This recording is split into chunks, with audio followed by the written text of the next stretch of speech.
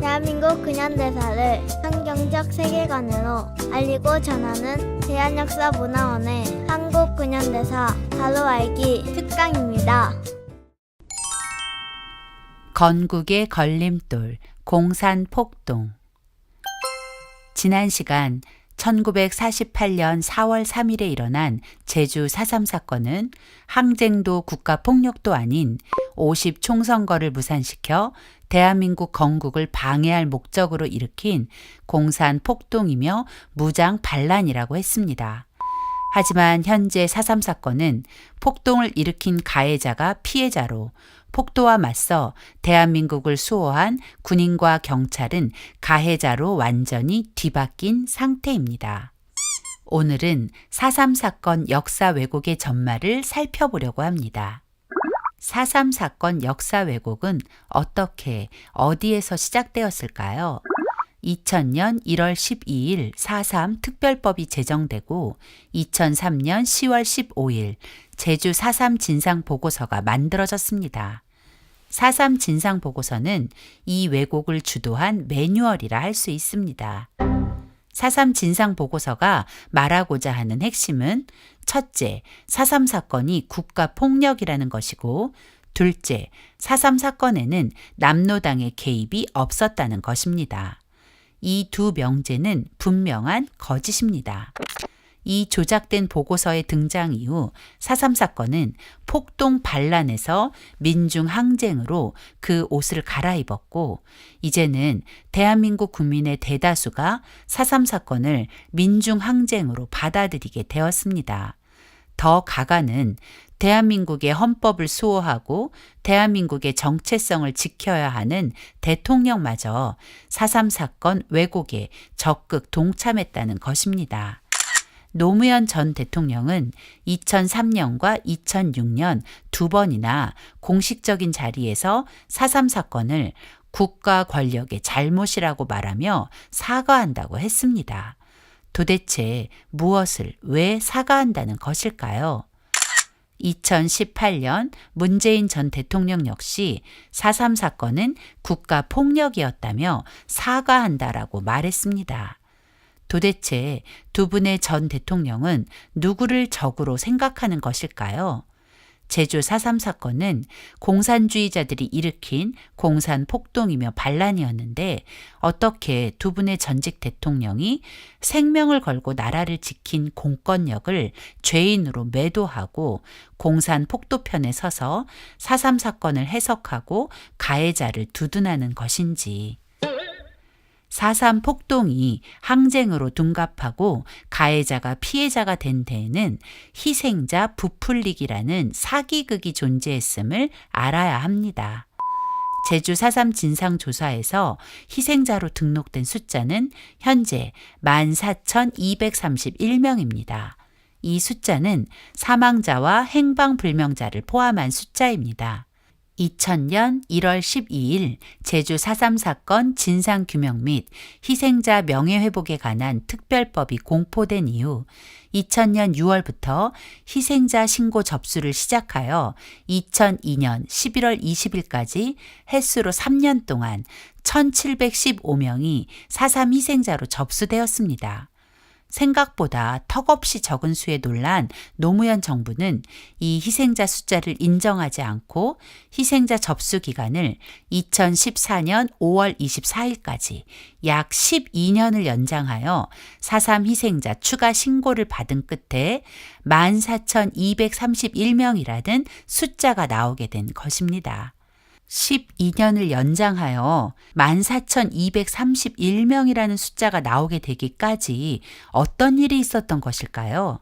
역사 왜곡을 주도하는 4.3위원회 입장에서는 1715명이라는 숫자로는 역사를 뒤집을 수 없다는 것에 위기의식을 느꼈고 12년 동안 희생자 신고를 독려하여 지역별로 희생자 접수 할당량을 지시한 것입니다. 제주도에서 읍면으로 다시 읍면에서 동네별로 희생자 신고 할당량이 내려지자 동네 이장들은 4.3 사건 당시 죽었다는 사람은 무조건 희생자로 신고하는 어처구니 없는 일이 벌어졌고 그렇게 1715명에서 14,231명으로 4.3 희생자가 불어나게 된 것입니다. 즉, 4.3 사건 당시 병에 걸려 죽거나 사고로 죽어도 이사를 가도 하물며 그들이 폭도였다 해도 죽기만 하면 희생자 명단에 들어갔다는 뜻입니다. 그러다 보니 가해자와 그 가족들이 희생자로 둔갑하고 4.3 사건과 무관한 사람도 4.3 사건의 희생자가 된 것입니다. 이것이 사기가 아니면 무엇일까요? 더구나 국가가 주도한 사기극이라니 정말 어처구니 없습니다. 뿐만 아니라 1948년 12월부터 1949년 7월까지 4.3 사건으로 군법회의에서 처분된 수영인 명부를 보면 남로당 반란군으로 군법회의 재판을 받은 2,530명이 기록되어 있습니다. 이 중 18명이 4.3 당시 재판 기록 없는 약식 재판으로 억울한 옥살이를 했다며 재심을 청구하였고 2018년 제주지방법원은 재심 개시를 결정했습니다. 사실 이들은 명백한 남로당 반란군임에도 공소장이나 공판 기록, 판결문 없이 수영인의 신분으로 교도소에 구금됐었다는 이유를 들어 재심을 청구했고 제주지법은 당시 재심 청구인들이 교도소에 구금된 것이 유죄 판결에 의한 것인지 군경의 임의적인 처분으로 불법적인 구금이 이루어진 것인지 의문이 있을 수 있다며 재심 개시를 허락한 것입니다. 그리고 2019년 8월 21일 제주지방법원은 남로당 반란군 18명에 대해 국가가 53억 4천만 원을 지급하라는 판결을 내려 폭도들에게 국가가 보상을 하는 어처구니 없는 일이 벌어졌습니다. 군법회의를 통해 수영인 명부에 이름이 오른 반란군을 피해자로 만들어 돈까지 지급한다는 것을 여러분은 납득하실 수 있을까요? 반면에 반란을 수습한 사람들에게는 학살자라는 억울한 누명을 씌우는 지경에까지 이르렀습니다. 4.3 사건 당시 수습 임무를 맡고 조선경비대 11연대장으로 1948년 5월 6일 제주에 부임한 박진경 대령은 일반 주민들을 남로당 무장세력과 떼어놓는 선무 작업에 주력했습니다. 4.3 사건 초기 많은 주민이 여러 상황에 떠밀려 한라산으로 들어간 상태였고 폭도들 역시 한라산 자락에 숨어 군경과 대치하는 상태였습니다. 폭도들이 일반 주민과 섞여 있는 상태에서 폭도 소탕은 불가능한 것이었습니다. 그래서 박대령은 폭도들의 토벌보다는 입산한 주민들의 하산 작전에 중심을 두고 주민들을 남로당 무장 세력과 분리해 일반 주민 구출에 힘을 다했습니다.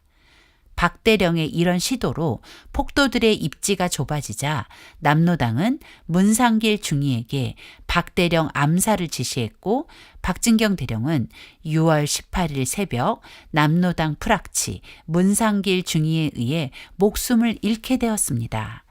그런데 현재 대한민국 정부 수립을 방해한 남로당 무장 세력과 싸우다 암살당한 박진경 대령은 학살 주동자로 몰려 비난받는 상황에 처해 있습니다. 박대령 암살범들은 재판 과정에서 박대령의 30만 도민에 대한 무자비한 작전 공격에 불만을 갖지 않을 수 없었다고 주장하지만 그것은 명백한 거짓입니다. 박진경 대령은 양민을 학살한 게 아니라 죽음에서 구출하려 했던 것이니까요. 하지만 한번 기울어진 역사는 박진경 대령을 학살자로 만들어버렸습니다. 그 결과 제주도 충원 묘지에 있었던 박진경 대령의 추모비가 찾기도 어려운 도로변 외딴 곳으로 옮겨졌고 역사의 감옥에 가두다라는 제목의 철창 감옥을 만들어서 박진경 대령의 명예를 훼손하고 있습니다. 반면 박대령을 암살한 암살범 문상길 중위는 영웅으로 만들어버리는 치밀한 역사 왜곡이 지금도 계속되고 있습니다. 4.3 사건 당시 2대 폭도 사령관이었던 이덕구는 공산주의 나라의 건국을 꿈꾸고 대한민국을 향해 선전포고를 한 반역자였지만 현재 제주도에서는 영웅 대접을 받으며 이덕구의 죽음을 추모하고 있습니다. 사련이 숲길에 가면 이덕구의 은신처를 4.3의 유적지로 기념하고 있습니다. 이덕구의 은신처에는 이런 글귀로 이덕구의 죽음을 추모하고 있습니다. 아무런 이유 없이 억울하게 죽은 것이 아니라 죽어서 아무런 이유가 없어져 버린 것이 억울한 것이다. 제주도에는 2대 폭도 사령관이었던 이덕구의 가족 묘지가 잘 꾸며져 있고 지금도 많은 분들이 이덕구를 추모하며 찾아오고 있습니다. 4.3 역사 왜곡은 제주도를 4.3의 성지로 만들었고 제주 4.3 평화기념관은 각종 거짓으로 도배되어 대한민국의 정체성을 파괴하는 장이 되어버렸습니다. 4.3 평화기념관에 다녀온 사람들 마음속에는 대한민국은 태어나지 말았어야 할 나라가 되고 건국 대통령과 공권력은 학살자가 되어 증오의 대상이 되는 것입니다. 이 사진은 4.3 평화기념관에 전시되어 있는 사진입니다. 이 사진을 보면 아무 죄 없는 양민들이 국가 공권력에 의해 학살당한 것처럼 보입니다.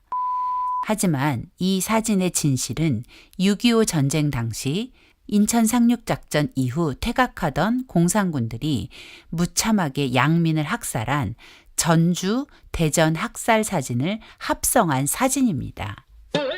양민 학살의 주범은 바로 공산주의자들입니다.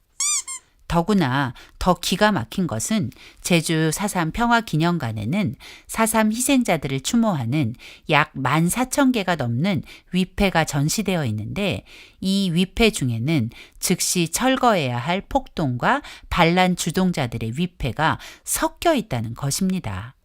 제주 4.3 정립연구 유족회에 따르면 적어도 104기의 위패가 당장 철거해야 하는 공산폭도의 위패라고 합니다.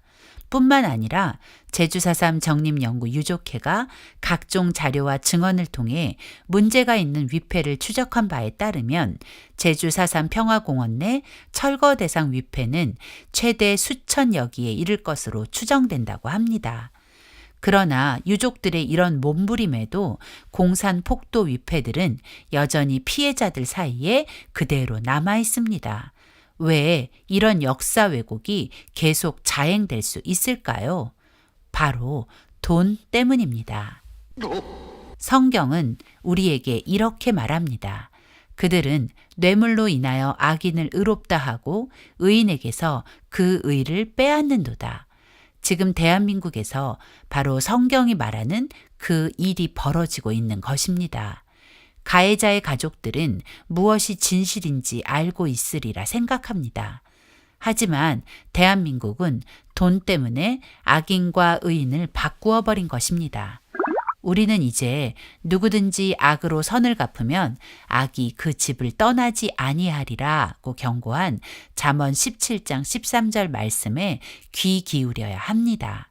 만약 우리가 선과 악을 뒤집은 채 묵인한다면 그 악이 대한민국을 떠나지 않을 것이고 우리의 미래는 암흑 그 자체가 될 것이기 때문입니다. 현재 4.3 사건 역사 왜곡으로 제주도는 다크투어의 성지가 되어버렸습니다. 제주 4.3 사건은 1948년 4월 3일 남로당 공산주의자들이 대한민국의 건국을 방해하기 위해 제주도 12개의 경찰지서를 습격한 폭동 반란 사건이었음이 부인할 수 없는 분명한 진실입니다.